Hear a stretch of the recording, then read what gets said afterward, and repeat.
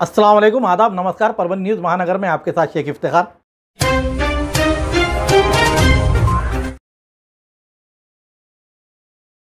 येत्या 2024च्या विधानसभा निवडणुकीत महाराष्ट्रात एकूण 9,50,00,000 मतदार असणार आहेत। यातील केवळ 2% मतदार पहिल्यांदाच मतदान करणार आहेत। यात 4,90,00,000 पुरुष मतदार असून 4,60,00,000 महिला मतदार आहेत। तर 18 ते 19 वयोगटातील मतदारांची संख्या 16,90,000 आहे। असे म्हटले जाते की या मतदारांची संख्या केवळ 2%च आहे। मात्र वास्तव असे आहे की केवळ 2 ते 3% मतदारच निवडणुकीतील विजय किंवा पराभवाचा निर्णय करतात। हार जीतच्या या फरकाचा अभ्यास केला तर प्रत्येक मताचे मूल्य कळते आणि लोकशाहीसाठी तुमचे एक मत किती महत्त्वाचे आहे हे यावरून दिसून येते। महाराष्ट्रात मात्र गेल्या वेळी ही संख्या 9,25,00,000 होती।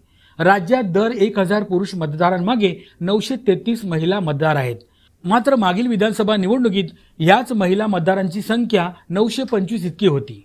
म्हणजे मागील आणि आता होणाऱ्या निवडणुकीत महिला मतदार संख्येत फक्त 8 मतदारांचा फरक पडला आहे। म्हणजे लोकसंख्या वाढली आहे असं नाही, तर राज्यातील अंगणवाडी सेविका, महिला बचत गट आणि गृहनिर्माण संस्थांनी जी अपार मेहनत घेतली म्हणून मतदान अधिक झाले। महाराष्ट्रातील 36 पैकी 5 जिल्हे असे आहेत जेथे महिला मतदारांची संख्या पुरुषांपेक्षा जास्त आहे। ते जिल्हे म्हणजे सिंधुदुर्ग, रत्नागिरी, नंदुरबार, गोंदिया, भंडारा असे आहेत। महिला मतदारांनी पुरुष मतदारांपेक्षा कमी मतदान करू नये यासाठी सर्वतोपरी प्रयत्न केले जात आहेत। गडचिरोलीमध्ये सर्वात जास्त 8.1 लाख मतदार आहेत। राज्यातील 30 ते 50 वयोगटातील 2 कोटी मतदार आहेत, तर 20 ते 30 वयोगटातील 1,80,00,000 मतदार आहेत। 80 वर्षांपेक्षा जास्त वय असलेल्या मतदारांची संख्या 18,60,000 पेक्षा जास्त आहे। संयुक्त महाराष्ट्र विधानसभेची पहिली निवडणूक झाली तेव्हा एकूण मतदानाची टक्केवारी 60.36% होती। 2019 मध्ये ती 61.44% इतकी होती। दरम्यान 11 निवडणुका झाल्या, पण सरासरी मतदानाची टक्केवारी फक्त 62 इतकीच राहिली। 1995 वगळता महाराष्ट्रात 71.61% मतदान झाले होते। देशात कमी मतदान होण्यामागे नक्षलवाद, दहशतवादी हे सर्वात मोठे कारण मानले जाते।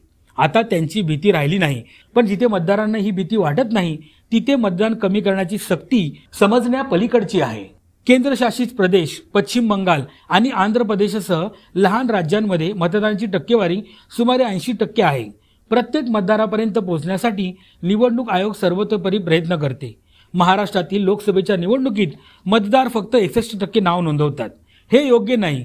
जर तुम्हाला राज्याचा, देशाचा विकास हवा असेल तर मतदान करा आणि लोकशाहीच्या या उत्सवात सहभागी व्हा।